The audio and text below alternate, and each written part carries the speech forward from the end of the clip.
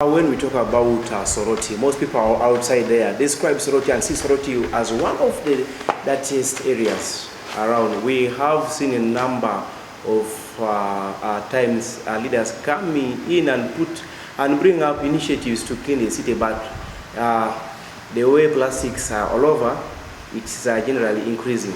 And this is actually done at a personal level. It's not the role of the MP to clean, but the leaders actually trying to come in on board to ensure that the city is brought into order. If you are elected as a member of parliament, what will you do at a personal level to ensure that Soroti City comes back and regains its joy as one of the most cleanest cities as it was when it was a municipality?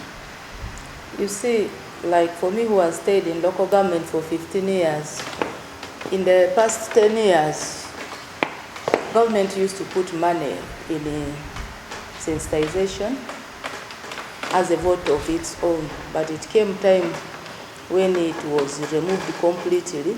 So meaning dealing with the community, which is mixed up. Like for us now, this is a city, we have so many people with different characters. We cannot all be the same. So therefore, if government had if we had that vote of sensitization, the people that will lead, the issue of garbage begins with you, begins with me. You don't need to wait somebody to tell you that don't throw there, don't dump there. You have to be conscious by yourself that no, if I dumped here, this is a wrong object in a wrong place. Why don't I be able to take it to the right place? So it's all about mindset change.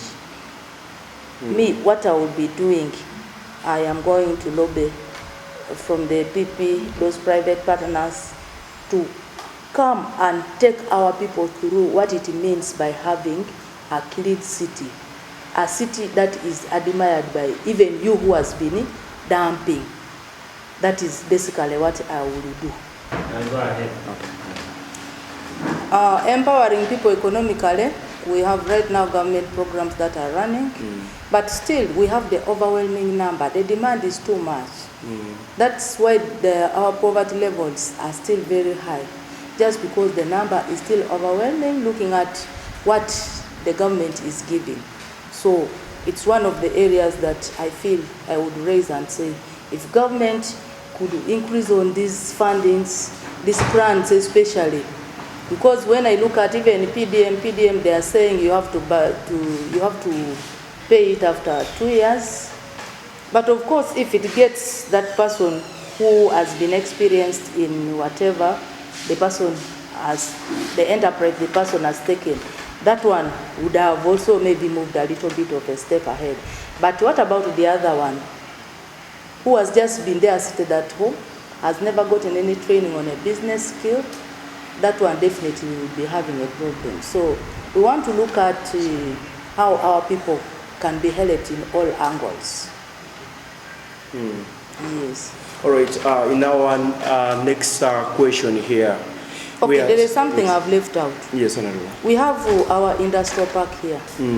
And normally those places, the spaces are given by Uganda Investment Authority.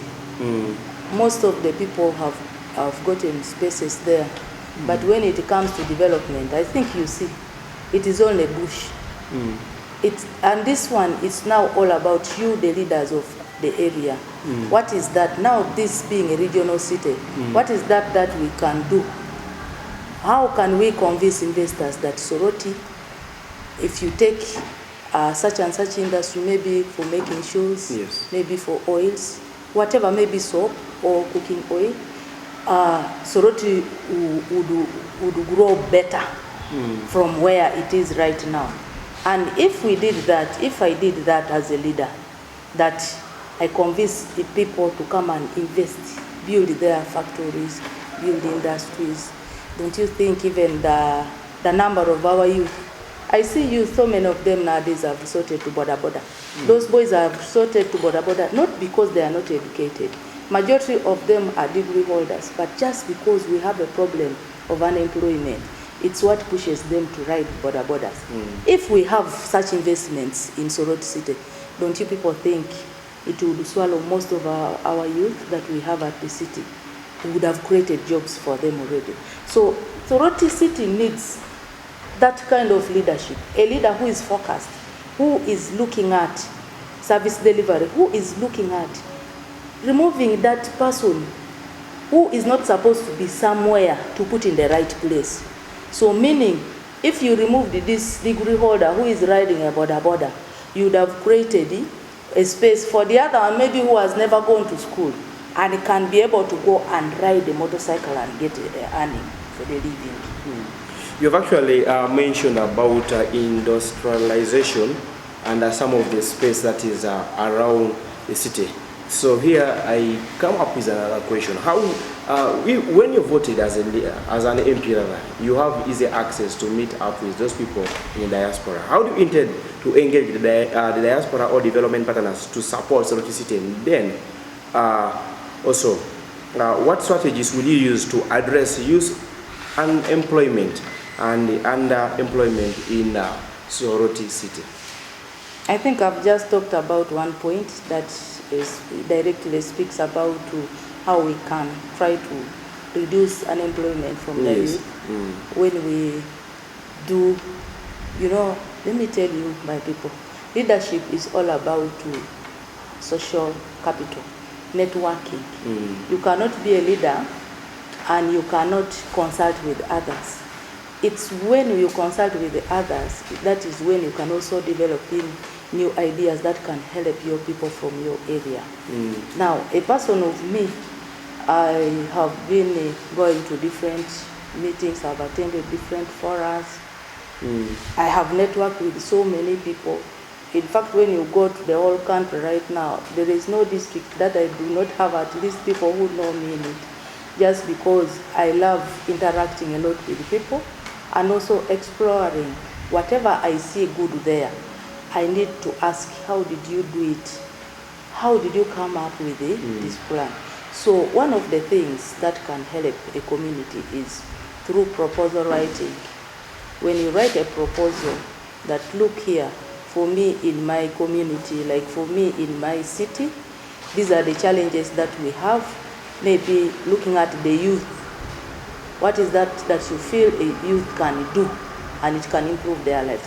What is that they can do and it reduces them from looking up to drinking because of the frustration they have due to lack of money in their pockets. So you can have a proposal, right? Then you choose where you can send the proposal to. Like the MPs have access to going for outside meetings. That is how people build a relationship. That's how people get connected. You can get a colleague there, then you share with a colleague a bit of the area that you come from. And you find that colleague giving you a very, very good idea that can help. You come back from there, write a proposal about it, and you get a funding. And in most cases, even these NGOs here, they are very good. When you talk to the NGOs, tell them that this is ABCD that I feel can be good for my people. They can help you. So it's all about social networking and also looking up to where is an opportunity for you to have also get that opportunity and come and utilize it in your area where you live. That was a good one. Since we have actually observed a number of youth moving around jobless and still looking for jobs and having hope that the leaders out there will be able to respond to them and look through as government tries to come in with different interventions. We have a big number of women in the city, and the number is still growing. How do you plan to promote women's empowerment and gender equality in your leadership? Thank you very much. When I speak about a woman, please don't get jealous, because for me, where a woman comes, I know that is where I fall. The pain that the other woman faces is my pain. So for me, the way God has created us women are more active when it comes to promoting their family affairs so much in terms of being creative. Like you can find, as you have seen, even when you enter the main market, you realize that there are so many women there in the main market hustling. Single mothers are there. They are also hustling. You see, a woman is this person. When you give her something, she will want to make sure that she grows that thing until it becomes something bigger than whatever you had given. And she would be proud to show you who has given her that something, that you see what you gave me, this is how far I have moved with it. So therefore, on that step of the women, right now government has got the grants. We now have the PW grants, we have the elder persons grants, we have also that women empowerment grant, but though still it's not enough. I will also lobby. I will lobby from the well-wishers to make sure that these women who are already in the groups that they have, I will make sure that I lobby for them funding that can help them to improve on their income in terms of capital. And we want to give, at least I should be able to lobby for something that cannot be refunded back. It should be something that a person takes as a seed and it stays with that person, grows that person, and makes that person a better person. And also that person would become maybe an inspirer to the rest of the people. That is the person whom you're seeing today talking. Because how I started, by the way, it's so painful. I have walked all types of life. I have sold the marwa, ajono, to earn a living. I have also sold the charcoal. I trained as a tailor. I did tailoring. And there you go. So it's really also your motivation, as long as you keep the momentum that for me, now I am a lady, this is what I am supposed to. And you see, for us women, the funny bit of us, for us, we are this kind of people. Once a woman is married, or once she has got children, she's so much attached to her children, and she would want that to make sure that all goes well with her family. So those women, then my manifesto, I've put them as also priority, that I will be supporting them.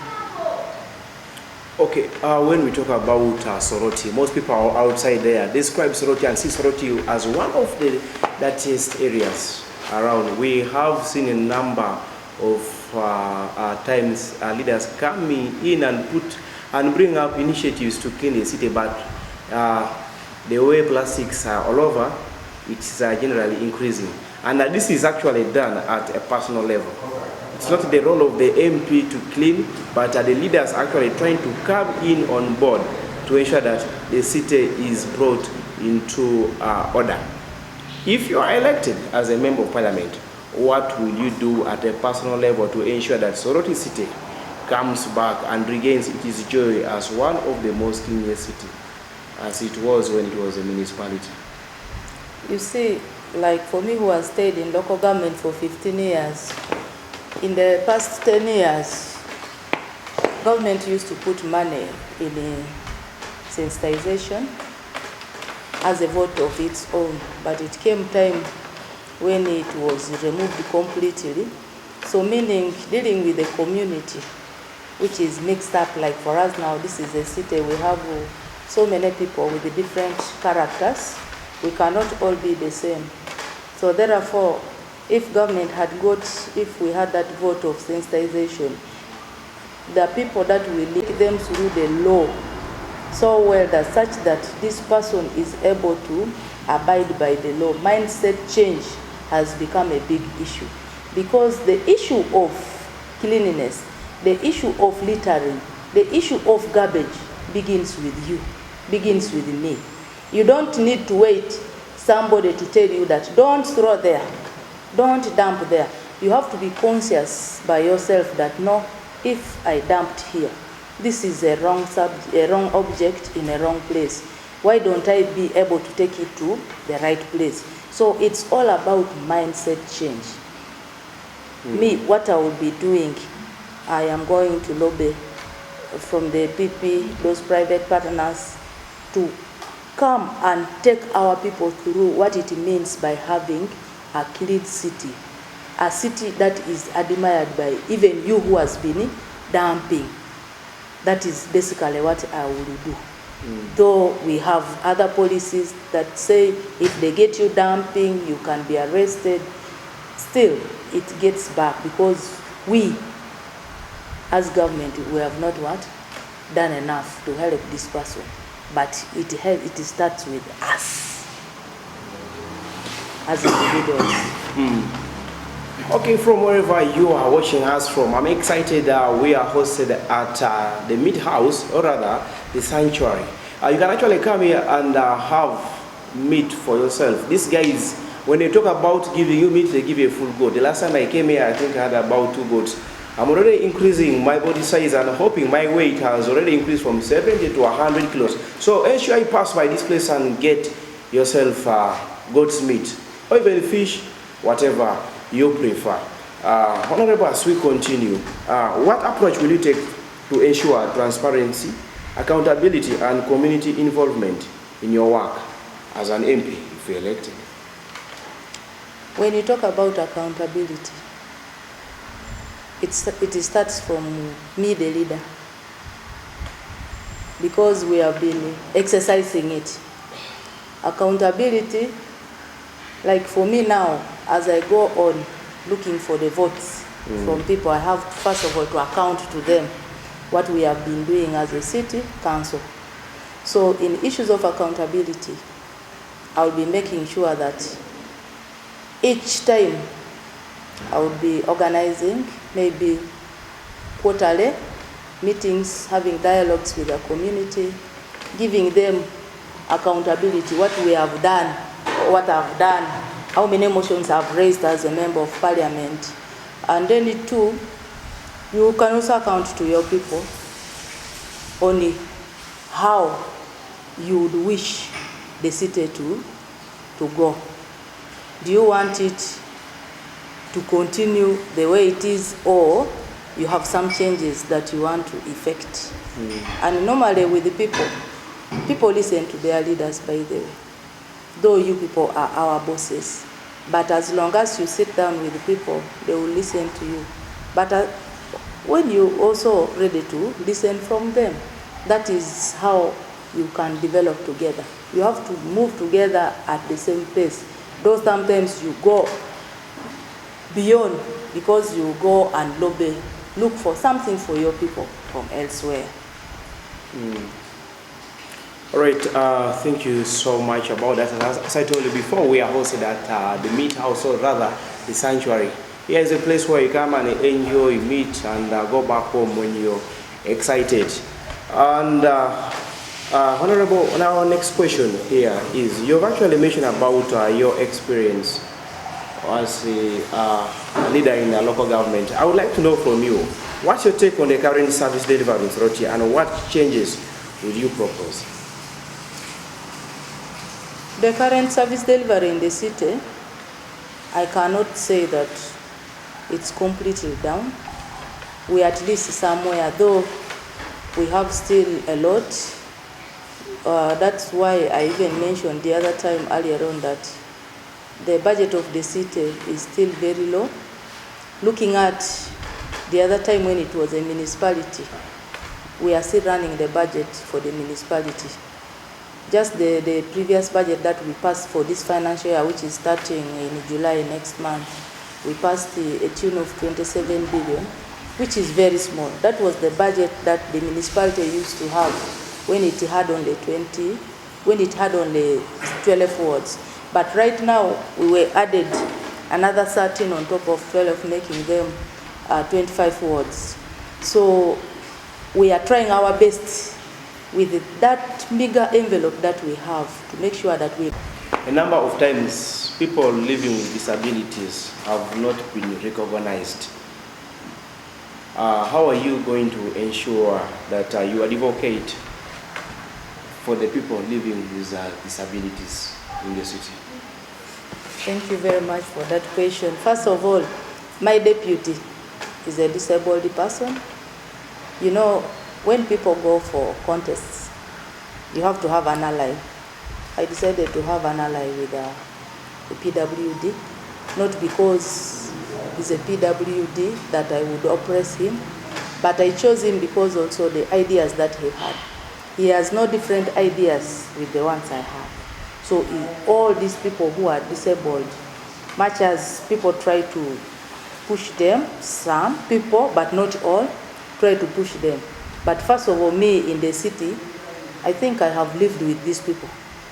All the time you find them in my office. So the people of disability, what I would do for them, one, to ask government to increase on their PWD grants.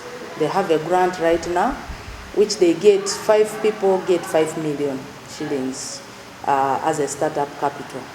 Then what I can do is for government to increase that money.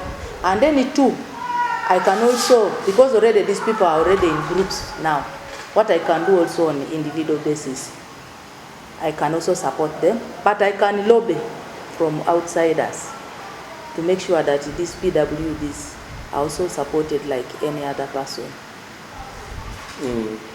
It is your first time contesting in this position. Other people may say you have actually jumped so fast into contesting as a woman MP. And since it is your first time contesting in this bigger position, why should the people of Soroti City have trust and vote in you? And what you have to tell them to convince them that you're the best? And what makes you look at yourself as the best out of all the different candidates that have picked interest to contest for the same position?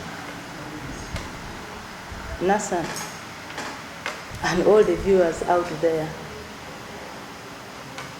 why I can say I am the best person here, one is because I have been nurtured by the people themselves. I have been a people's servant right from 2011 till today. I speak people's voices. Actually, the people are my bosses. I speak on their behalf. I respect them. And I feel I have also done the best. That is the reason as why they voted me 3 times. If people were just saying, okay, Juliet, you're coming for the first time, coming for what? Is leadership here different from leadership the other side? It's only a few things. Okay, as we close the interview, your last words to the people who are watching right now. My last words to the people who are watching us right now is that I love you all, and I'm appealing to you that once you have grown up your child, you have to get for that child what to do. And I am here as Juliet Agonyo, very ready to serve you. As I have been doing, I am ready to be by your side in all walks of life. So I love you so much, and I want to wish you a good night. All right, this has been mentioned as good night because we are having this interview right in the night. So whenever you're following us from, I want to say thank you so much.